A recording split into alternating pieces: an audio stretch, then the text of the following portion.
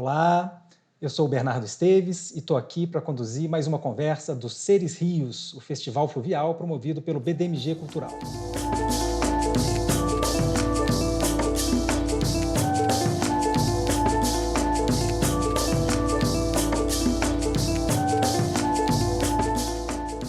Nessas conversas, a gente procura lançar um olhar transversal para um tema específico ligado aos desafios que envolvem as grandes bacias hidrográficas de Minas Gerais, sobretudo as dos rios São Francisco, Jequitinhonha e Doce. E a gente propõe discutir essas questões a partir de diferentes perspectivas trazidas pelos nossos convidados. A escolha desses nomes foi pautada pela busca da diversidade e da pluralidade por parte da equipe de curadores, que eu integrei junto com a Júnia Torres, a Marcela Bertelli e o Wellington Cansado. Como morrem os rios? Essa é a pergunta que norteia a nossa conversa de hoje. E ela já entrega que o debate vai girar em torno do Rio Doce, devastado pelo rompimento criminoso da barragem do Fundão em novembro de 2015, que despejou um volume imenso de lama tóxica no rio, como todos sabemos muito bem. A gente vai discutir o tema da extinção dos rios com a Bianca Souza, a Aline Pires e o José Alves de Siqueira Filho, que eu já vou apresentar para vocês. A Bianca Souza é mineira de Viçosa, tem graduação e mestrado em agroecologia e vem se destacando como uma liderança na luta por justiça socioambiental. Ela atua desde 2017 no Centro Agroecológico Tamanduá e integra também a equipe do Núcleo de Agroecologia de Governador Valadares, onde ela fica. Ela vai nos trazer o seu depoimento direto da margem do Rio Doce. A Aline Pires é bióloga e ecóloga e trabalha como professora da UERJ, a Universidade do Estado do Rio de Janeiro. Uma das especialidades dela é entender o papel da biodiversidade no funcionamento dos ecossistemas aquáticos. Ela é uma das coordenadoras da Plataforma Brasileira de Biodiversidade e Serviços Ecossistêmicos, da qual a gente vai falar mais daqui a pouco. E direto do São Francisco, a gente vai ter o depoimento do José Alves de Siqueira Filho, biólogo e professor da Universidade Federal do Vale do São Francisco, em Petrolina, Pernambuco. Ele é especializado em botânica e lançou, entre outros livros, um volume dedicado à flora das caatingas do São Francisco, que ganhou o Prêmio Jabuti em 2013. Ele vai nos ajudar a pensar nas bacias hidrográficas mineiras a partir da perspectiva da caatinga. E para lançar nossa conversa, eu queria fazer uma pergunta para Bianca Souza, que está vivendo de perto o drama do rompimento da barragem do Fundão. Bianca, você articulou a caravana territorial da Bacia do Rio Doce, que mobilizou as populações atingidas para traçar um diagnóstico dos impactos dessa tragédia e desse crime ambiental. 5 anos e meio depois, o assunto sumiu um pouco da imprensa, mas continua muito vivo para quem está na beira do Rio Doce os impactos dessa tragédia e desse crime. Como é que está a vida dessas pessoas e como é que está o Rio hoje, Bianca? Bom dia a todas e todos, né? Sou Bianca Souza, como o Bernardo já disse. Atualmente eu atuo aqui no Centro Agroecológico Tamanduá, o CAT. E é uma pergunta muito difícil, né, Bernardo? Porque assim, a gente fala assim, como que está a vida dessas pessoas 5 anos e meio depois? Ela está exatamente igual. Ela está exatamente igual 5 anos atrás, com relação à questão do rio, mas muito piorado no quesito de adoecimentos, né, de o que move uma sociedade. A gente sempre tenta pensar assim, como que morrem os rios? Mas como que nascem os rios? Como que nasce uma sociedade no entorno do rio, né? Então, é um contexto que é bem difícil, as pessoas ainda não podem pescar, mas elas pescam, né? A água do rio, ela tem uma dificuldade muito grande para irrigar, mas às vezes é a única que tem. As pessoas pouco conseguem plantar nas margens desse rio. Tem uma bacia inteira que ainda consome água desse rio doce, cheio de minério, de rejeito de minério, né, da mineração aí, da Vale, da Samarco, da BHP, né?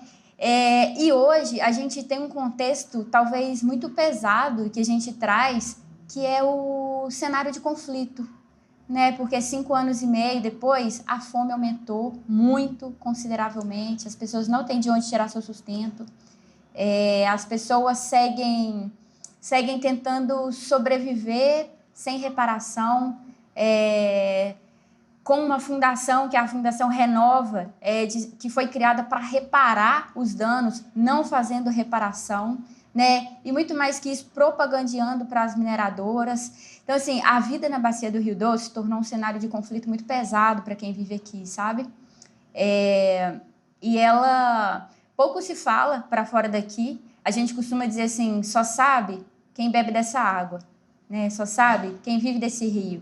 quem vive nessa margem e com esse conflito diariamente, com a dúvida, com a incerteza, com o medo, né? Acho que é isso. Mas o processo de reparação, estão sendo pensadas alternativas para se contornar o uso dessa água que está poluída? Estão sendo feitas medições dos poluentes para que se possa monitorar se existem níveis seguros para o consumo e para o uso dessa água para outros propósitos? Então, Bernardo, desde que rompeu, né, rompeu em 5 de novembro de 2015, e desde então foram feitos acordos, diversos acordos. Né? O primeiro dele foi um acordo chamado TETAC, que foi onde foi criada a Fundação Renova, que tinha como obrigação e objetivo fazer a reparação na bacia do Rio Doce. Foi criada a fundação com 42 programas para serem executados, né? Entre programas socioeconômicos, socioambientais, então programas diversos que poderiam trazer realmente para as pessoas alguma coisa. Foi criada sem participação das pessoas, né? Elas nunca puderam opinar sobre. E aí, como não teve participação do Ministério Público Federal, estadual, as pessoas atingidas, foi feita uma ação civil pública, né, contra as empresas, o Estado e tudo que fosse necessário para tentar trazer e construir essa reparação da bacia, né? Numa tentativa de acordo, de pensar assim, a nossa justiça ela é muito morosa, então vamos fazer outro acordo ao invés de uma ação civil pública. E aí fizeram outro acordo, um acordo chamado TAP, Termo de Ajuste Preliminar, um aditivo ao TAP, e, por fim, um TAC Governança. Esse TAC Governança ele tinha como princípio trazer as pessoas para dentro desse cenário de reparação. Os programas, eles poucos são executados, né? O pouco que é executado, ele não chega para as pessoas não opinam sobre. E aí, costuma-se dizer na mídia que a bacia do Rio Doce hoje é a bacia mais monitorada do Brasil. Só que as pessoas não sabem, os dados eles não chegam às pessoas, né? As pessoas estão adoecendo, desenvolvendo doenças de estômago, de pele, das mais diversas, não tem estudo que fala sobre, né? Aí você fala, pode irrigar ou não pode irrigar? Pode irrigar, mas aí a gente tem parâmetros, por exemplo, parâmetros de CONAMA, né? Que vão dizer sobre o que pode, o que não pode, mas aí você tem uma água num nível que ela não poderia estar sendo tirada para ser tratada. E aí tem uma obra né, que está tentando ser construída, por exemplo, para a cidade de Governador Valadares, que é de captação de um rio, que é o Rio Corrente, que ele deságua no Doce, um pouquinho antes de Governador Valadares. É uma obra que vai captar água, mas que não vai conseguir, esse volume de água não vai conseguir abastecer a cidade de Governador Valadares, ou seja, a gente nunca vai saber se a água consumida vai ser do Doce ou não, porque ela vai ser misturada. É uma obra que ela tem trazido outros danos para as pessoas, porque a tubulação está passando na terra das pessoas, na casa das pessoas, e na terra de pessoas que vão ficar sem água potável para consumir também.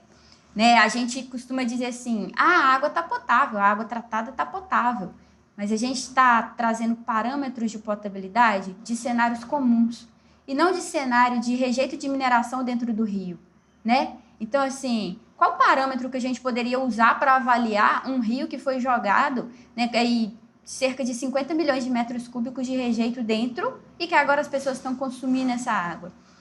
E aí existe todo um debate entre pode pescar e não pode pescar. Pode pescar, quem vai consumir? Quem vai comprar?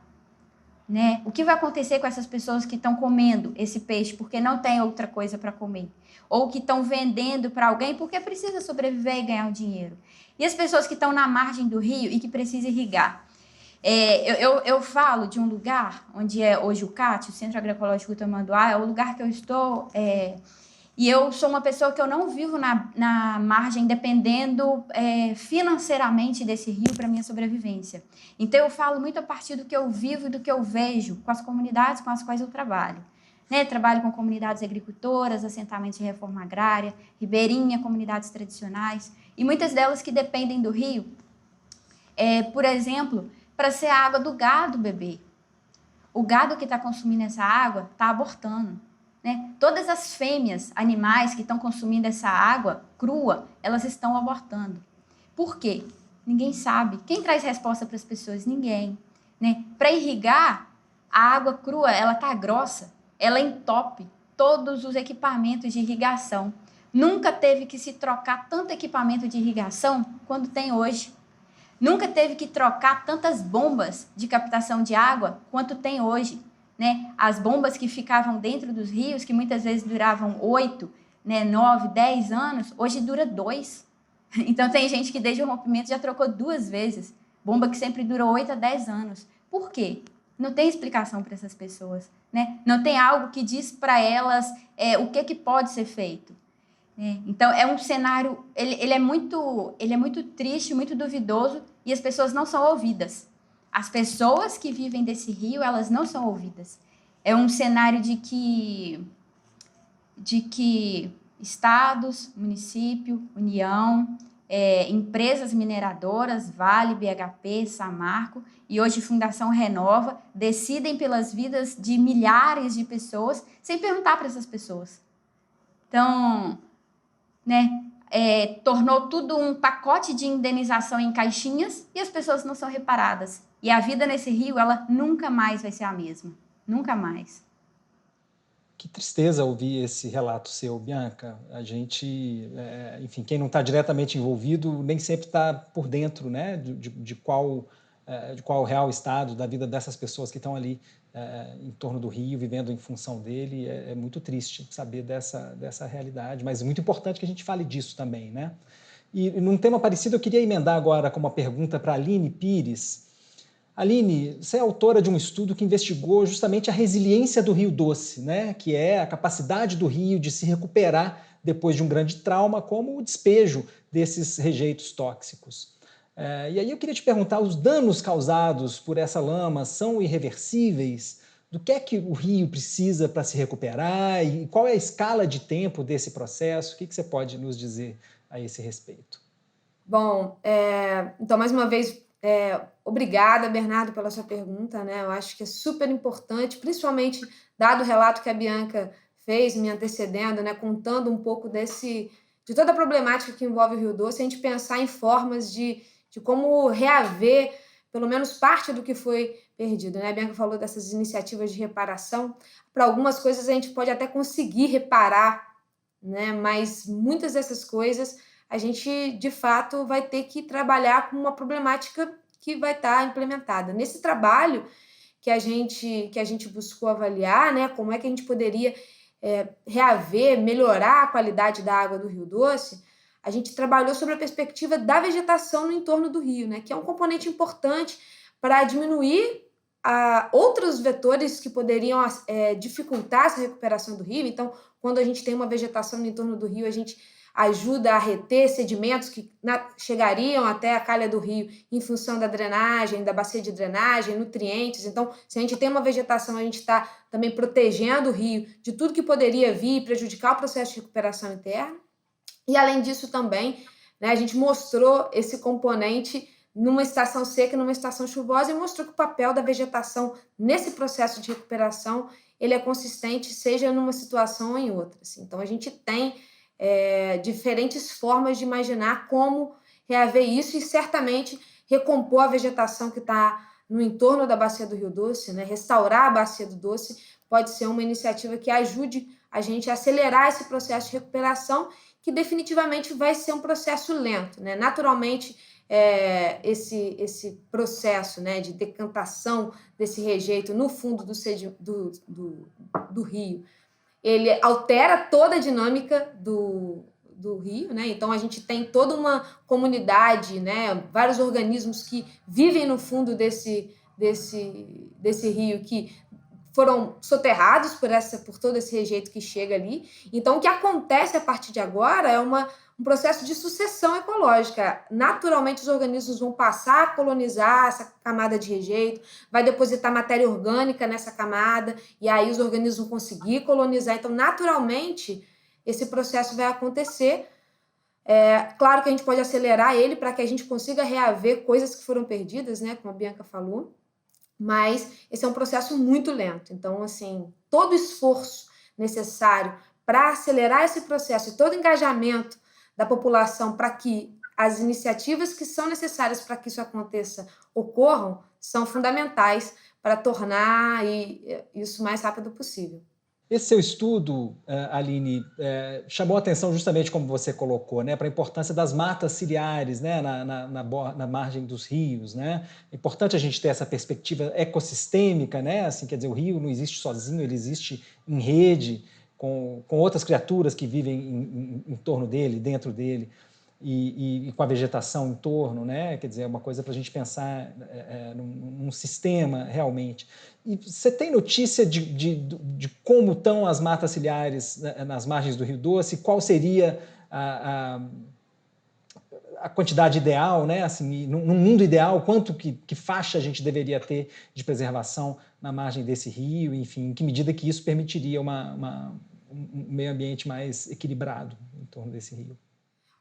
Então, Bernardo, quando a gente fez esse estudo, né, a gente usou uma perspectiva legal para imaginar o que seria possível restaurar na bacia do Rio Doce, que é o cadastro ambiental rural, né? A gente usou a lei, o que é previsto na lei, para reaver a vegetação que tem que estar lá por lei, aspecto legal, assim, não é nada além disso, né? Então, quando a gente avaliou um pouco a condição da bacia do Rio Doce, ela apresenta uma condição bem heterogênea. Na região de Governador Valadares, por exemplo, onde a gente tem um grande adensamento populacional, tem uma situação bem específica, isso é diferente do que acontece mais a montante da bacia, onde a gente tem uma porcentagem maior de vegetação, uma cobertura vegetal maior, né? Então, a maior parte das áreas que deveriam ser restauradas ocorre nesse médio doce, né, até a sua foz. Então, tem uma realidade bem heterogênea dentro da bacia, né? Mas ainda assim é uma bacia extremamente degradada. Então, a gente tem aí uma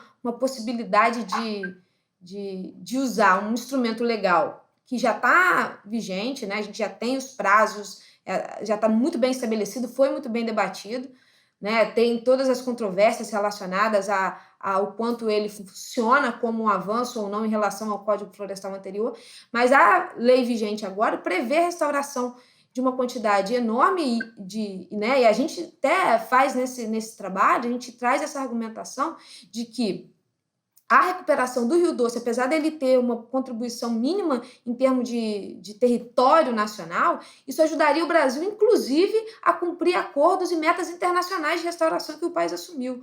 Ou seja, trazer a restauração como uma iniciativa de recuperação para o doce, além de ser importante, sem sombra de dúvida, para tudo que acontece no contexto local, também pode ajudar o país a assumir e cumprir acordos que foram feitos numa escala internacional. Então, essa condição é super heterogênea na bacia, né? A gente tem áreas que são mais, onde esse passivo, né? onde que a gente fala que áreas que deveriam ser restauradas como previsto pela lei ainda não estão restauradas, ou a vegetação que está no entorno do rio que não existe ali, então, portanto, deveriam ser restauradas, ela é bem heterogênea, com esse ponto mais crítico na parte do médio doce, onde ia sendo melhor um pouquinho mais a montante. Claro, Aline, obrigado. Eu acho, num contexto em que a gente vem discutindo, né, assim, a possibilidade de maior fragilização das regras ambientais no país, é fundamental a gente ter em mente que a gente precisa fazer cumprir o que já tem aí, né? Assim, a nossa legislação ambiental tem pontos fortes, a gente deveria estar atento para que ela fosse devidamente cumprida, né? Para minimizar impactos ambientais enfim, de tantas naturezas, né? Eu queria agora, para fechar, né, assim, essa primeira rodada da nossa conversa, fazer uma pergunta para o José Alves. Sem perder de vista a tragédia do Rio Doce, José Alves, eu queria discutir as ameaças que pesam sobre o São Francisco, né, que é um rio que está mais próximo da sua realidade aí em Petrolina, né? Aqui a gente estava discutindo muito a pressão da mineração, né, sobre o Rio Doce, que é muito particular, né, do contexto mineiro.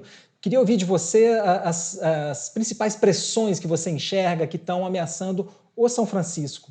E você diria que ele é um rio ameaçado de extinção, como a gente poderia dizer a respeito do Rio Doce? E o que está ao nosso alcance para evitar isso?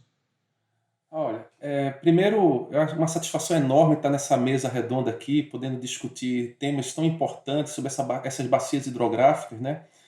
Uma coisa que é muito importante é a gente entender o histórico, né, do São Francisco, né, e entender que antes de mim passaram, de fato, pessoas, né, que contribuíram muito. Essa história não começa hoje da degradação do São Francisco, né? a história de degradação e de destruição, ou seja, desse caos que hoje o São Francisco enfrenta, a gente precisa honrar, na verdade, as pessoas que passaram antes de nós, né? Seja pesquisando, como naturalistas, religiosos, no caso do Frei Luiz Cápio, né? Que dedicou a vida dele, né? Ou seja, fez um jejum de somando quase 30 dias, né? Ou seja, por uma outra vida muito superior à nossa vida humana, né? De Teodoro Sampaio, né? Que saiu mapeando esse rio, quando esse rio ainda era pujante, né? Com muito peixe, e que ele dizia em certo trecho do livro dele, no século XIX, em torno de 1897, esse rio que nunca seca é um imenso viveiro de peixes que jamais vai ser exterminado. Ele estava enganado. Então, todos esses relatos, né, de pessoas, né, o próprio José Teodomiro Araújo, que foi o famoso velho do Rio, aqui na região de Petrolina, que contribuiu tanto, degradando e falando e clamando, já se falava, isso eu estou falando da década de 70, gente, dizendo que o Rio já estava ameaçadíssimo de extinção. Então, o que a gente coloca mais recentemente, mais precisamente com a publicação do Flora das Caatingas, a gente, na verdade, a gente não faz uma pergunta, a gente não faz uma perspectiva, a gente lança a seguinte afirmativa: a extinção inexorável do Rio São Francisco. Eu acho que as outras bacias hidrográficas, né, a própria Amazônia, né, o Rio Doce e tantas outras, eu acho que não aprendeu com a história que a gente vem passando com o São Francisco. Então, a nossa história, a gente está calejado, né, de uma história de destruição em massa, né, progressiva e contínua. Então, tratando o rio como um ser vivo, né, não só de conexões, né, matas ciliares, a fauna bentônica, os organismos que estão lá no rio, as próprias matas ciliares, quando a gente passa para olhar por esse aspecto, né, como o Krenak mesmo fala, né, os povos indígenas conversam com as montanhas, né, e a gente desaprendeu a conversar com as montanhas, a gente não consegue perceber o que é que os nossos índios Funiô e as 28 etnias que viviam nessa região, né, aqui no Vale do São Francisco, né, que estavam celebrando o rio, conversando com o rio, cuidando desse rio, porque essas línguas foram extintas. Hoje, para você ter uma ideia, no Nordeste só restaram 2 línguas indígenas, ainda nativas, autênticas, do povo Funiô e uma tribo no Maranhão. Então, o que aconteceu com toda essa extinção da cultura, né, da língua indígena, isso tudo vai perdendo a história e a gente parece que tem um problema crônico. Aí eu falo agora de povo brasileiro, é um problema de memória mesmo, né? A gente vai e volta, você veja uma história absurda dessa, né? Que aconteceu no Rio Doce, uma repetição anos depois em Brumadinho, e insistentemente a gente parece que não aprende com essa história toda. Então, o rio, pela quantidade de barramentos que o Rio São Francisco tem, é o rio mais barrado do Brasil, não dá para dizer que esse organismo está vivo. Só que as pessoas precisam entender essa vida por um outro aspecto, que vá além da ciência clássica, né? Onde a gente inclui, né, estudos de ecologia profunda, onde a gente aproxima a ciência de espiritualidade. E essa compreensão, Bernardo, é necessário para que as pessoas abram um pouco essa visão, né, do que é vivo e do que é morto. O rio cheio de barramento, o rio repleto de cachoeiras, como foi o São Francisco, né, que representam artérias, que está oxigenando suas águas, ele não pode ser mais tratado como um rio vivo. Então a gente precisa, na verdade, agora ter outras perspectivas, né, para o futuro, do que a gente pode fazer, ou o que a gente dá para fazer com esse canal por onde passa a água. Um rio que tem todos os anos, né, em períodos de mais seca, por exemplo, né, extensões de 30 quilômetros de extensão de cianobactérias, né, essa água que passou do Rio Doce, com toda essa lama tóxica, né, já chega nas barragens. Essas barragens funcionam como depósitos. Não só chegou em Abrolhos, mas também chegou nessas barragens nossas, Três Marias, Sobradinho e por aí vai. Então a gente parece que não aprendeu a lição. E isso parece que tem tudo a ver com a pandemia que a gente vive hoje, né? Fazendo uma conexão. Né? Embora exista tanta educação ambiental, tanta informação na imprensa, a gente agora está muito confuso, porque é tanta fake news que a gente agora tem uma dificuldade enorme de traduzir. Afinal, onde é que está a verdade, né? Então a gente tem que ser muito mais cuidadoso com a origem da informação. E o São Francisco, eu te falo com muita tristeza até, né? Mas o São Francisco não dá mais para tratar ele como um rio vivo, né? É um rio que já morreu. E eu desconheço ressurreição, né? Agora existe paliativos para se conviver e honrar esse rio que um dia foi rico, foi pujante, foi vivo e ajudou a formar todas as cidades no seu entorno, mas que tem uma história de destruição que é inexorável. E é isso que eu queria compartilhar com vocês. E nessa altura, José Alves, a gente já tem como saber em que medida que as ações da transposição do São Francisco estão impactando o rumo do Rio, a vida do Rio, enfim, já está claro? Os impactos assim são inequívocos, os impactos são muito claros, mas o que acontece é que muitas vezes se tenta elaborar uma cortina de fumaça, né? Eu tive a oportunidade de trabalhar dentro da obra da transposição, né, tentando fazer o resgate de flora, o inventário e monitoramento da vegetação, né, tentando colocar ciência numa obra que era vista pelos engenheiros como uma obra de engenharia, ponto.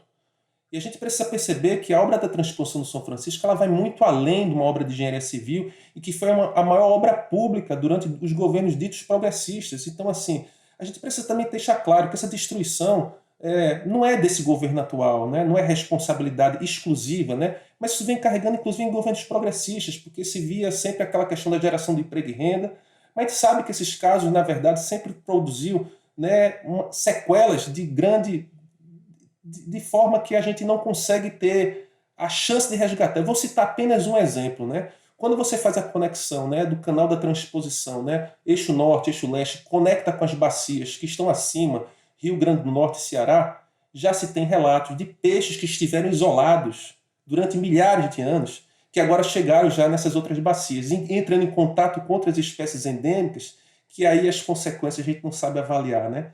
Desde cruzamentos, né, de predação, ou seja, essa conexão, quando ela não é feita de forma com a ciência necessária, né, para se fazer esse barramento, nessas essas redes de contenção, a gente vai ter, na verdade, uma homogeneização dessa biota, né? Então, essa homogeneização é que a gente precisa evitar. Precisamos garantir a heterogeneidade e a biodiversidade em alto grau, em alto nível.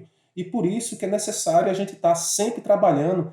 Então, hoje eu digo para vocês, não estou mais na fase dos diagnósticos. Acho que o diagnóstico que a gente já tem é suficiente para dizer precisamos entrar em ação. O que nós podemos fazer efetivamente? Então, a gente trabalha com a restauração do São Francisco, né?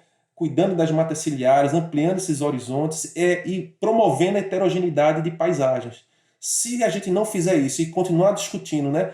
Por que isso, por que aquilo, quem foi o culpado, a gente efetivamente não vai estar avançando nessa discussão, né? A gente precisa, na verdade, provocar, né, gestores, né, minerações que são muito fortes, a própria hidrelétrica, a Chesf e tantas outras, precisa aplicar esses recursos dos passivos ambientais nos lugares certos, nos lugares adequados.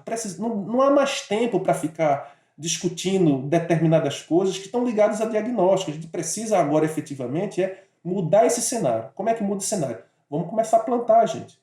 Vamos começar a provocar, inclusive, uma moratória sobre o São Francisco. Agora é o momento de a gente fazer algo de uma envergadura que provoca a sociedade brasileira a mudar esse cenário de uma vez por todas. Do contrário, vai ficar no famoso lenga-lenga, né? A gente fica conversando aqui, debates, lives tão importantes, e a gente não consegue mudar o status da ação, né? Estamos ainda na fase da conscientização. Isso é o que mais me impressiona. Uhum.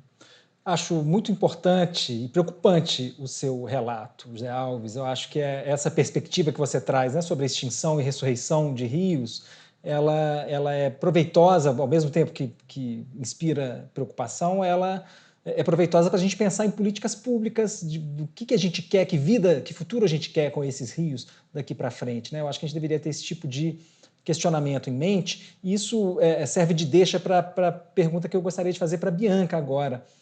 Voltando a ela. Bianca, o sentimento que eu tenho, se a gente volta, né, ao estado do Rio Doce, é que a gente não aprendeu muito, né, com o rompimento da barragem do Fundão, e a gente fez pouco para evitar que isso se repita no futuro.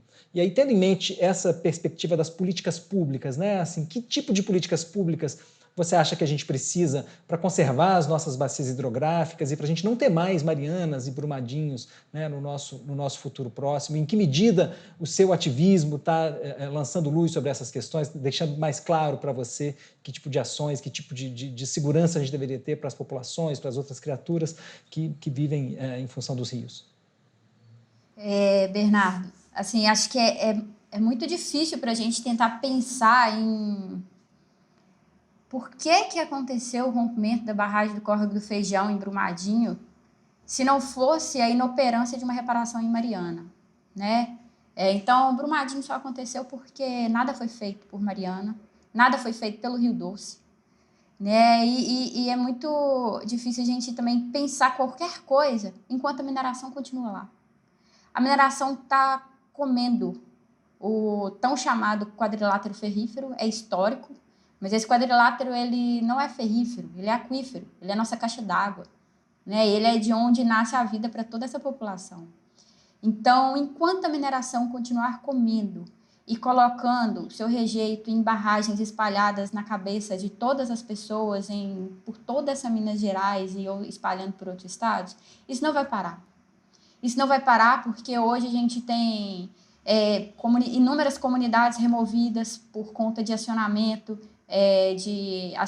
de plano, né, de barragens que estão em risco de rompimento iminente. A gente tem outras comunidades que estão sofrendo com esse derramamento de rejeito. E, assim, como falar isso sem mudar o modus operandi da mineração no país mesmo, né? A gente tem um cenário onde a forma criada para poder fazer a reparação junto com o Estado foi criar uma fundação que é gestada pelas mineradoras, né? Aqui, para nós, Fundação Renova é a Vale. Ela é a Vale, não dá para falar outra coisa diferente. Porque como falar em reparação de uma organização gestada pela própria causadora do dano? Porque é ela quem manda. E aí a gente pensa, e política pública para conviver com isso? Né? Hoje a gente conseguiu um avanço onde todas as barragens que estão em risco iminente de rompimento, elas vão ter que ser descomissionadas. Né? E a gente tem várias barragens aí construídas no mesmo formato, né?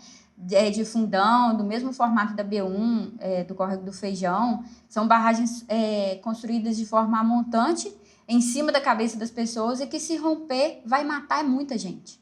Então, isso aí precisa ser dito, isso precisa ser considerado, porque plantar mata ciliar pode ser uma boa? Pode.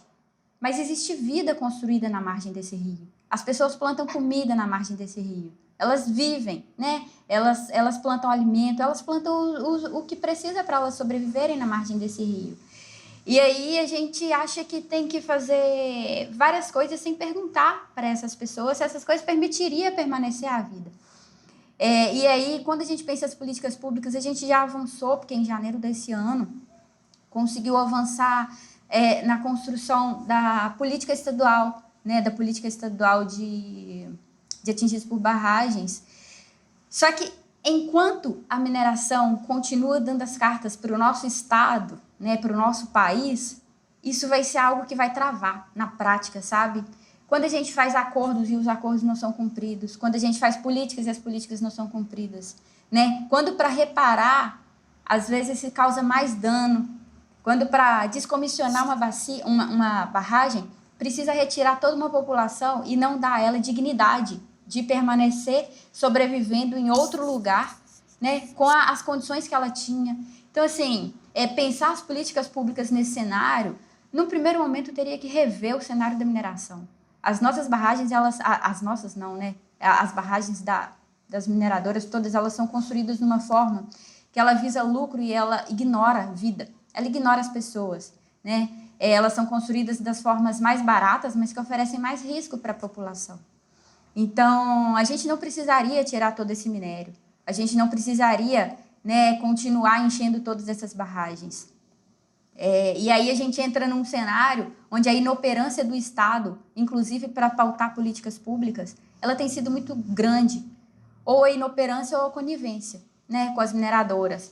A gente tem aí a chamada minerodependência, que impossibilita muita coisa. Né? A minerodependência, onde os municípios, né, as regiões onde tem a mineração passando por elas têm o recurso, né, recebem a CEFEM, e aí causa uma dependência dessa mineração que impossibilita de contestar, de questionar. E aí quem fica à margem disso tudo são as pessoas. E eu achei muito interessante até toda essa avaliação, mas é muito triste quando a gente pensa assim, que o rio ele morreu, né? Mas eu acho que quem morre é a vida que tem no entorno, são as pessoas que não conseguem mais sobreviver, né? É todo o modo de vida no entorno dele que não consegue sobreviver. Mas se a gente parar a mineração, se a gente parar a produção de rejeito, o rio se recupera no modo dele, no modo dele. Mas se a gente vai conseguir viver com isso, aí é que a gente não sabe. Sim, são questões muito importantes, né, Bianca? Ou então a gente vai estar sempre discutindo políticas de reparação, políticas de revitalização para tentar consertar o estrago, né? Enfim, eu acho que o desafio grande que a gente tem ao pensar políticas públicas seria realmente de evitar que coisas inomináveis como essa voltassem a acontecer, né? E também um pouco nesse eixo, eu queria agora fazer uma pergunta para a Aline, mais uma vez. Aline, recentemente a Plataforma Brasileira de Biodiversidade e Serviços Ecossistêmicos lançou um relatório que sintetiza o conhecimento dos cientistas sobre o papel dos rios e dos recursos hídricos de maneira mais ampla para a sociedade brasileira. Você foi uma das autoras, né, desse trabalho. A gente lê e sai com a convicção de que a conservação dos rios e das criaturas que vivem com eles, em função deles, devia ser uma prioridade no debate público, mas também nas políticas públicas. A mensagem da ciência é muito clara, né? Queria te pedir para resumir para quem está assistindo a gente o recado principal desse trabalho que você coordenou e, sobretudo, discutir o desafio. Como é que a gente faz com que essa mensagem seja ouvida, né, assim, pelas pessoas, pelos formuladores de políticas públicas, né, e posta em prática, né, para que ela não fique apenas ali no papel. Que desafios são esses, Aline? Bom, Bernardo, a gente nesse relatório, né, eu tive o prazer de coordenar junto com o professor Vinícius Farjala, da UFRJ, né, e reunir pessoas de todo o Brasil, diferentes frentes de trabalho, setor privado, governo, academia, para tentar trazer, né, a gente falou um pouco no começo dessa fala sobre transversalidade, eu acho que um dos temas mais transversais que a gente pode pensar é a água, né? E aí, nesse sentido, eu acho que uma mensagem muito clara desse documento que vai ao encontro do que o José falou antes de mim, né? Antes da Bianca, e a Bianca trouxe complementando, é a necessidade de usar a ciência, integrar as pessoas para que a gente consiga cumprir e fazer tudo que a gente pode fazer com esse importante ativo nacional que são os corpos hídricos do Brasil. O Brasil, ele possui a maior porcentagem de águas superficiais do planeta, a gente tem um potencial enorme. E como é que a gente está cuidando dessa riqueza, né? Para fazer isso da maneira mais correta, a gente precisa entender que a água não é só a água que sai da nossa torneira, a água também é o habitat para diversas espécies, então a gente chama a atenção disso, né? A maior parte dos esforços de tentar produzir diagnósticos, né, como o José falou, está relacionado com a água enquanto recurso hídrico, né? A água que sai da torneira, a água para irrigação, a água para a indústria. Mas ali também, né, tem uma diversidade ímpar, né, que também gera vida para as pessoas que vivem em volta. Então, assim, tem que cuidar dessa biodiversidade, tem que cuidar da água enquanto recurso hídrico, tem que cuidar dessa biodiversidade e tem que cuidar da água enquanto um patrimônio cultural para as pessoas, que é isso, que vem na água muito mais do que o habitat para as espécies que tem ali ou como fonte de recurso hídrico, mas tem um modo de vida atrelado, né? O que a Bianca falou, se a gente não colocar as pessoas nesse processo de decisão, a gente vai estabelecer políticas que sejam, ou instrumentos que não vão ser efetivos no longo prazo, porque eles não levaram em consideração todas essas dimensões de valor. Então, no nosso documento, a gente buscou trazer todas essas possíveis dimensões de importância da água como instrumentos fundamentais para garantir uma gestão adequada desse importante recurso natural. Então, a gente tenta buscar elementos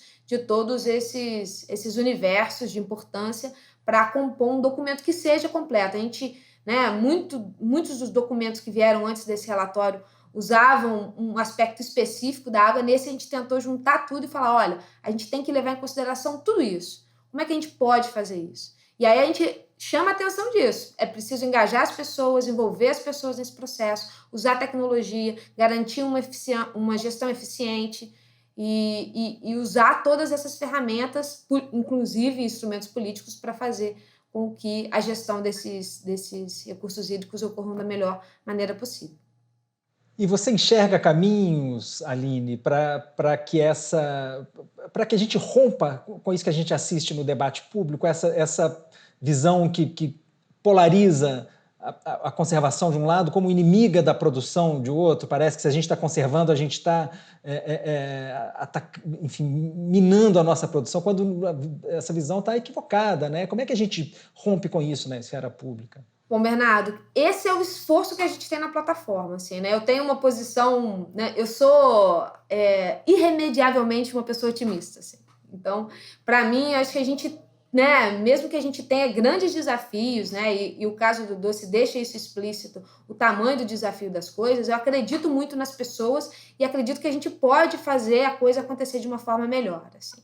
E no trabalho da plataforma, o que a gente tenta e o nosso esforço ativo é em convencer os tomadores de decisão que a biodiversidade, muito mais como inimiga do desenvolvimento do país ou das pessoas, né, e do modo de vida das pessoas, ela é uma importante aliada, né? Isso é fundamental como estratégia para desenvolvimento do país, inclusive desenvolvimento econômico, social. Então, a gente precisa usar essa biodiversidade como uma estratégia para desenvolvimento do país. E eu acredito, na verdade, que essa é a vocação do Brasil. Assim, um país mega diverso como é o Brasil, tem uma biodiversidade que ainda possui, né, comparado com a realidade de outros países ao redor do planeta, possui uma biodiversidade ainda pujante, pode usar essa biodiversidade para mostrar para o mundo que é possível ter um desenvolvimento que, muito mais do que degradar a biodiversidade dos ambientes naturais, a gente pode usar de forma sustentável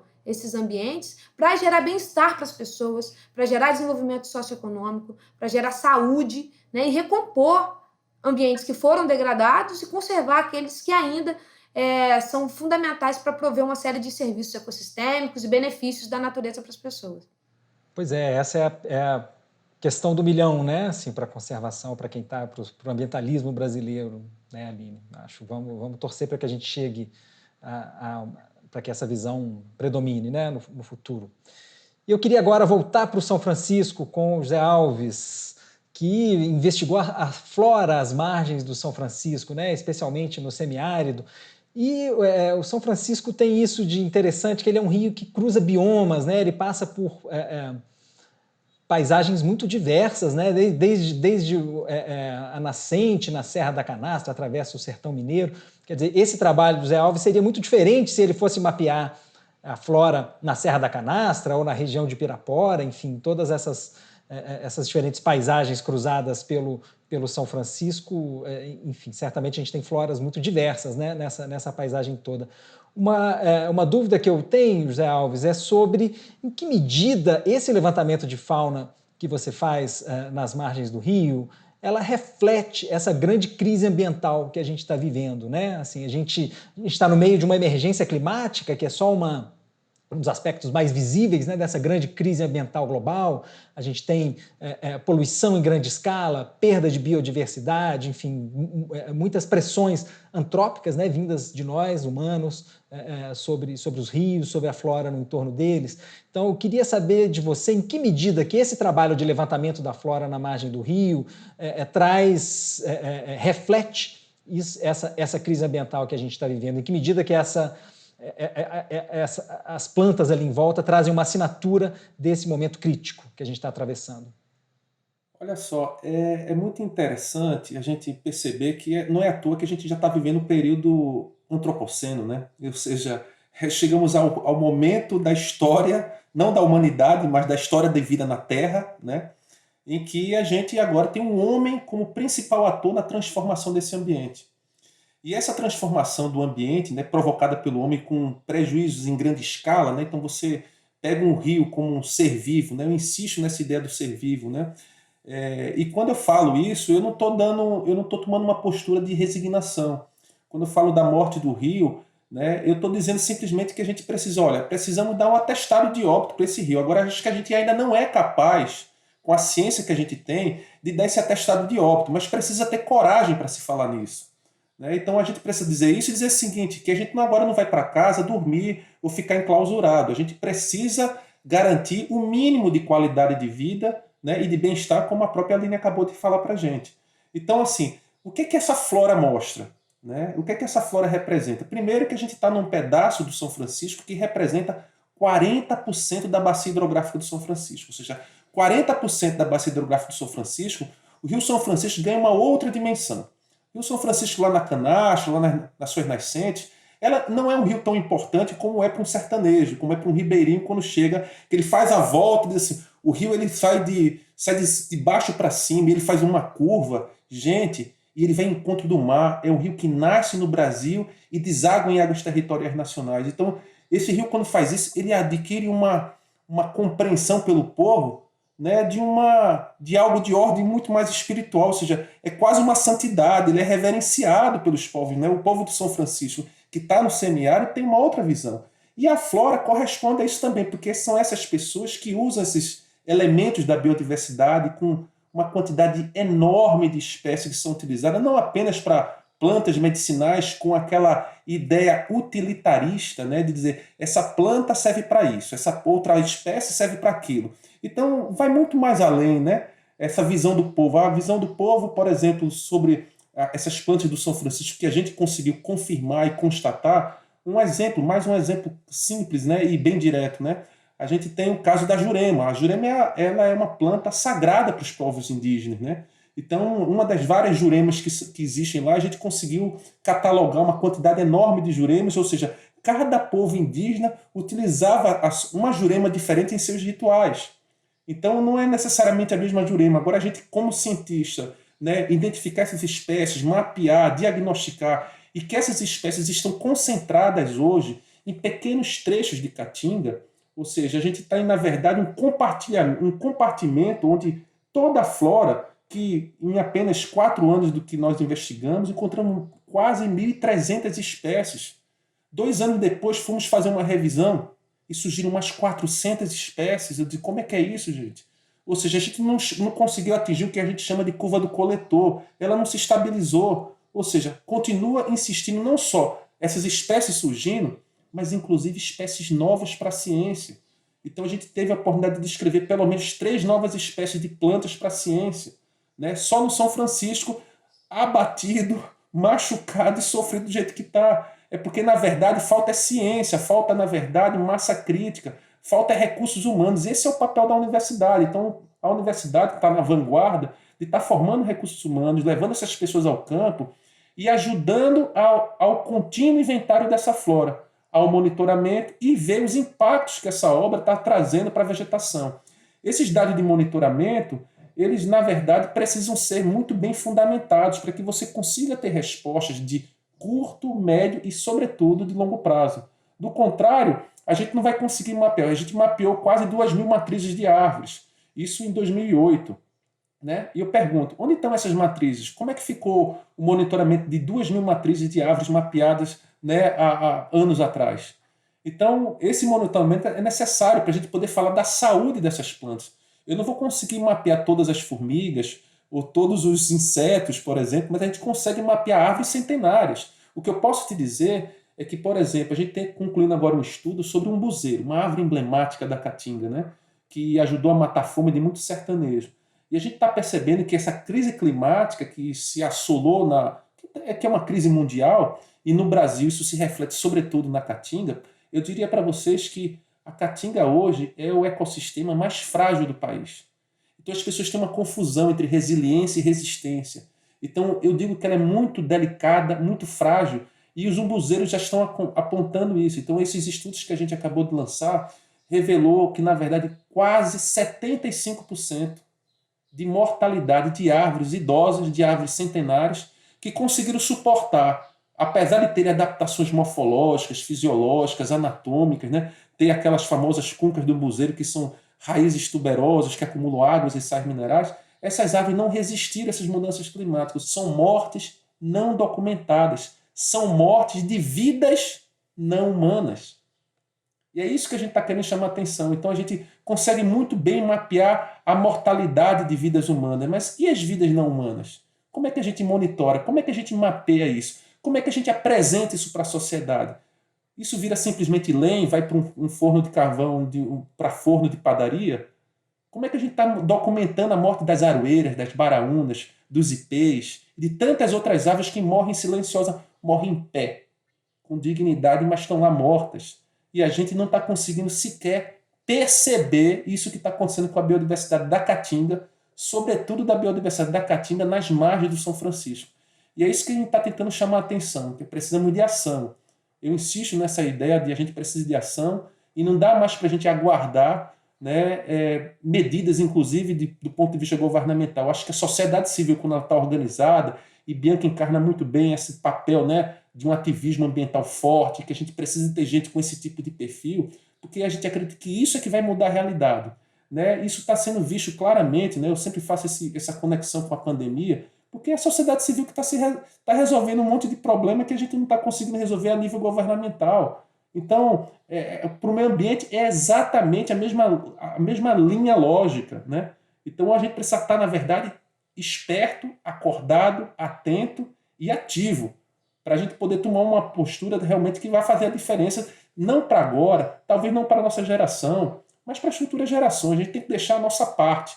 A gente tem que fazer a nossa parte, agora, no presente. O futuro, aí vai ser para quem vai receber o presente que a gente vai deixar, né? Se é que a gente vai ser capaz de deixar algum presente para essa geração que está vindo aí, né? Com certeza, José. Eu acho que essa sua reflexão ela chama atenção para o futuro que a gente quer, né? E eu queria, o nosso tempo está começando está chegando ao fim, e eu queria pedir de cada um de vocês uma rodada final de reflexões curtas, uma mensagem final para quem está nos vendo. A gente andou discutindo, a nossa conversa aqui estava girando muito em torno da morte dos rios, né? Assim, eu acho que a gente queria propor que a gente olhasse para um futuro de vida dos rios, né? Enfim, o que a gente pode fazer, o que está ao nosso alcance, que caminho a gente deveria trilhar para a gente ter um futuro de vida dos rios e de menos morte, né? Queria pedir uma reflexão final de vocês, uma mensagem para quem está nos vendo com esse espírito. Então, queria retomar com a Bianca, por favor. Bianca, suas considerações finais.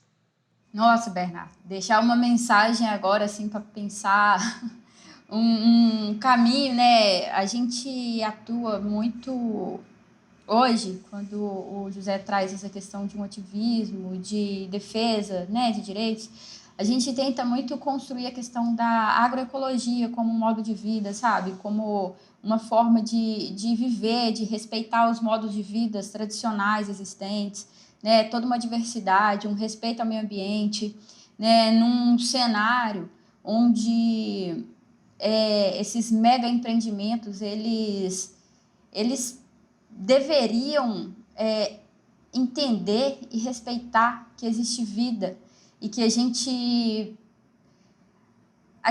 precisa cuidar, porque a gente chega em vários patamares hoje que já são irreversíveis, né? Então, o cuidado, a defesa mesmo, o respeito às pessoas, à agroecologia como um todo, ele é fundamental. E assim, acho que só uma outra questão é que hoje grande parte da população tem se acordado muito para enxergar os seres não humanos como seres vivos, porque a gente chega num patamar onde a morte desses seres causa a morte do ser humano, né? E a gente depende da natureza para tudo. A natureza é o ser que nos rege. Então, a partir do momento em que a gente passa a enxergar esses seres como algo que tem que ser respeitado, tem que ser cuidado, né? Tem que ser preservado, mas respeitando os modos tradicionais de tantas populações que seguem construindo, que sabem como manter, né, esses seres vivos, né? Sejam seres rios, seres árvores, né? Os seres animais, que todos precisam estar, porque senão a gente também não está. Então, eu acho que a gente precisa mesmo parar e refletir qual que é o modo de vida que a gente está construindo. E se esse modo de vida a gente vai conseguir chegar a deixar algo para a futura geração. Perfeito. Muito obrigado, Bianca, por suas reflexões finais. Eu queria agora passar a bola para a Aline. Aline, qual o caminho, né, para um futuro em que a gente esteja discutindo a vida dos rios e não a morte, como a gente andou fazendo hoje? Bom, Bernardo, como eu disse, eu sou uma otimista irremediável, assim. Para mim, eu acho que o primeiro exercício que a gente tem que fazer é olhar para um rio, né? Eu acho que todo mundo que está assistindo, né, essa mesa, você já reparou os rios que estão no seu entorno, seja onde você more, né? Os rios que você visita, os lugares que você visita, você já reparou esses rios, né? Ou passou por ele de forma despercebida, chamou de valão, alguma coisa do tipo. Então, parar, olhar para aquele sistema, imaginar que ali é fonte de vida, ou foi fonte de vida, pelo menos a um determinado momento, e que a gente pode transformar esses ambientes que foram degradados em ambientes que retornem, né, parte dessa biodiversidade. A natureza é forte, a natureza tem um potencial grande de resiliência, então a gente precisa criar os mecanismos para que essas coisas elas aconteçam. O desafio é enorme, mas a gente também não pode travar diante dele, né? E eu acho que para isso, né, por exemplo, iniciativas como essa que a Bianca está aqui representando são fundamentais para a gente trazer todo o conhecimento que as pessoas que vivem no entorno desses ambientes possuem para a gente estabelecer essas soluções. A gente só vai conseguir criar esse futuro de vidas para os rios se a gente incluir as pessoas que vivem do rio, que estão no entorno do rio, trazem, né?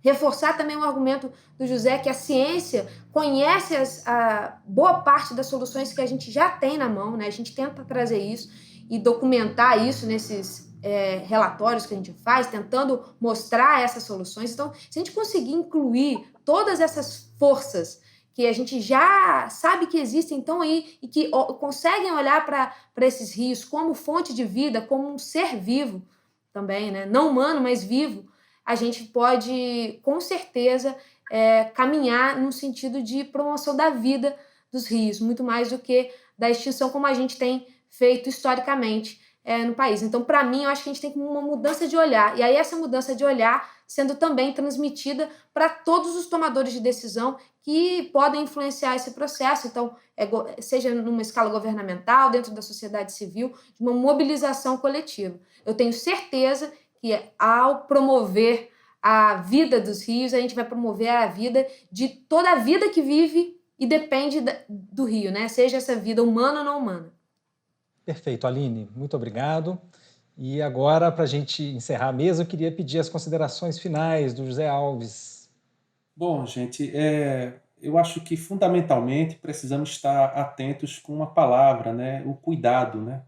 O cuidado no sentido do amor, do carinho, da afetividade, né? Porque eu acho que essa discussão que a gente está o tempo todo conflitando, jogo de interesses econômicos principalmente, a gente não está conseguindo. Eu acho que a gente precisa mudar a estratégia, né? A estratégia de ação, né? A gente está muito no processo combativo e a gente não está sentando na mesa de negociação. Eu acho que a gente tem que sentar, cada um com sua realidade, nas suas respectivas regiões. A gente tem que chamar a mineração para conversar e eu acho que eles não são bobos e eles sabem que estão tendo prejuízos econômicos gigantescos também. Então, acho que está faltando, na verdade, essa clareza, essa transparência, né? Vamos sentar com o governo, vamos sentar com os atores, vamos sentar e vamos negociar. Eu acho que o momento de a gente poder fazer isso, e de forma ainda mais pragmática, né? A gente defende uma ideia de barragens. Se a gente quer pensar, né, em ressurreição, ou volta de alguma condição, né, de Piracema para os peixes, por exemplo, né, só para pegar um grupinho, né, de vidas, né, tão importantes como os peixes, né, que mata a fome de tantas pessoas, né, e trazem alegria para tantos, né? Então a gente já tem estudos falando sobre isso, a gente precisa, na verdade, começar a desconstruir essas barragens do São Francisco, né? E aí, assim, se a gente começa a ter essa coragem, né, de a gente começar a trazer isso nos debates, dizendo que a gente precisa fazer isso, porque essa tecnologia já se mostrou obsoleta. Eu acho que as hidroelétricas, essa matriz de geração de energia do Brasil, ela já está perdendo espaço para as eólicas e para a energia solar. Então, essas grandes hidroelétricas brasileiras, elas já não operam na sua potência máxima, né? Você vê Belo Monte sendo construído há poucos anos e ela não opera, ela só opera uma parte do ano, né? Ou seja, aqui a barragem de Sobradinho, ela funciona muito mais como uma barragem reguladora de água, né? De soltar ou segurar a água. Ela não está mais gerando a energia que se gerava há 20, 30 anos atrás. Então, assim, é preciso perceber que o mundo está mudando também. E a gente tem alguma perspectiva positiva e otimista, por que não, né, de que a gente tem que fazer essa mudança da matriz energética. E aí sim a gente, com responsabilidade, começar a trazer para a mesa de debate essa desconstrução de barragens. Isso é de forma bem propositiva, bem clara e provocativa também. Por que não a gente começar a trabalhar sobre essa perspectiva? Né? O São Francisco poderia, além de ser um bom contador de histórias, né, para o resto dos rios brasileiros, ele podia também dar os primeiros exemplos, os modelos para dizer assim, olha, vamos fazer diferente, vamos começar por aqui, que foi tão mais difícil, né? Não se tinha o conhecimento científico que se tem hoje, então a gente consegue mudar alguma coisa. Então, vamos barrar essas barragens, vamos trazer a vida de volta ao rio, e assim eu começo a acreditar que é possível um caminho aí, um caminho do meio de mais equilíbrio, de mais responsabilidade e de vida, né? Que é o que a gente todo mundo quer, né? Vida em abundância. Com certeza, José. Ótimo. Gente, eu queria agradecer a cada um de vocês pelas reflexões, pelos caminhos apontados, que eu acho que são fundamentais para a gente pensar um futuro de vida com os rios. Então, Bianca Souza, Aline Pires, José Alves de Siqueira Filho, muito obrigado pela conversa. A você que nos assistiu até aqui, muitíssimo obrigado também. Se você se interessou por essa discussão, tenho certeza que o resto da programação dos Seres Rios vai trazer muitos outros debates e reflexões instigantes para a gente continuar pensando em que futuro a gente quer com os nossos rios. Muito obrigado, um abraço e até!